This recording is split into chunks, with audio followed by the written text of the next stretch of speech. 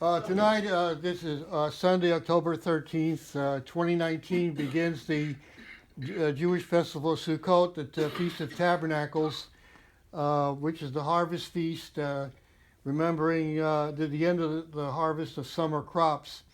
And when God, through Moses, commanded the Israelites to have a time of convocation where the people would live in booths, dwell in booths for a whole week. And now here in America or around the world, they use it to eat under, to have their meals. And the people were to dwell in the booths to remember God's goodness in the 40 years of the wilderness wandering.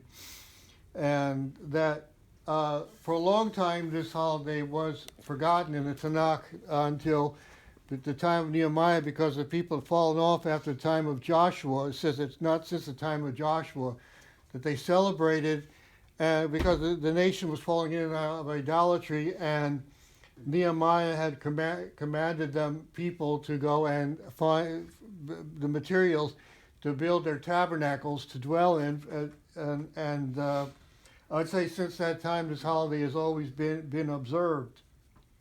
Now there's coming a time, the millennial reign of Moshiach, when it talks about all the nations that are left, all those nations that survived through the Great Tribulation.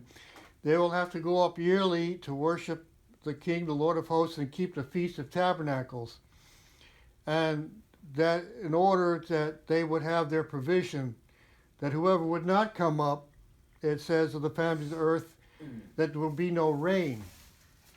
And that particularly he pulls out the family of Egypt, and Egypt was the nation that held the Israelites in captivity for some time.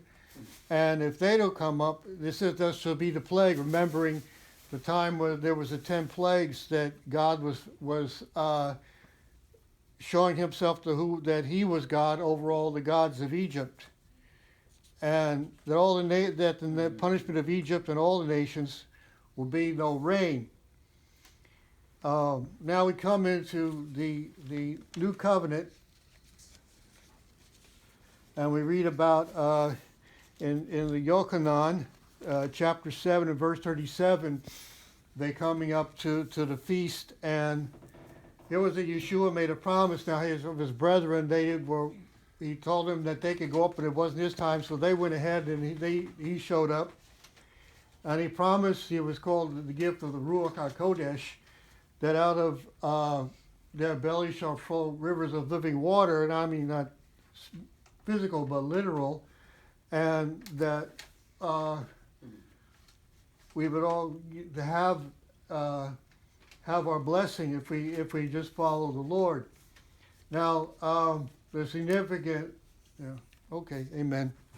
I think I got it.